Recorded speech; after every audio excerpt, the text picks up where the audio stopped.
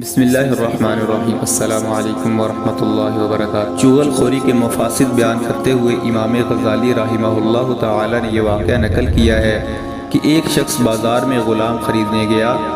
ایک غلام اسے پسند آ گیا۔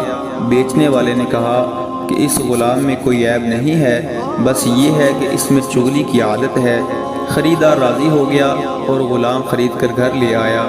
ابھی کچھ ہی دن ہوئے تھے کہ غلام کی چغل خوری کی عادت نے یہ گل کھلایا کہ اس نے اس شخص کی بیوی سے تنہائی میں جا کر کہا کہ تمہارا شوہر تمہیں پسند نہیں کرتا اور اب اس کا ارادہ باندی رکھنے کا ہے، یعنی لونڈی رکھنے کا ہے، لہٰذا رات کو جب وہ سونے آئے تو اس طرح سے اس کے کچھ بال کاٹ کر مجھے دے دو تاکہ میں اس پر عمل سحر یعنی جادو کرا کر تم دونوں میں دوبارہ محبت کا انتظام کر سکوں۔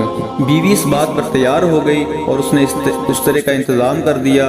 ادھر غلام نے اپنے آقا سے جا کر یوں بات بنائی کہ تمہاری بیوی نے کسی غیر مرد سے تعلقات قائم کر لیے ہیں اور اب وہ تمہیں راستہ سے ہٹا دینا چاہتی ہے، اس لیے ہوشیار رہنا۔ رات کو جب وہ بیوی کے پاس گیا تو دیکھا کہ بیوی اس طرح لا رہی ہے۔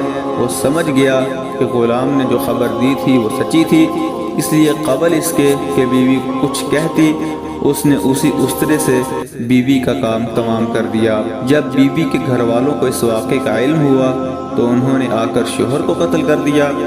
اس طرح اچھے خاصے خاندانوں میں خون ریزی کی نوبت آ گئی۔ الغرض چغلی ایسی بری بیماری ہے جس سے معاشرہ فساد کی اماج کا بن جاتا ہے۔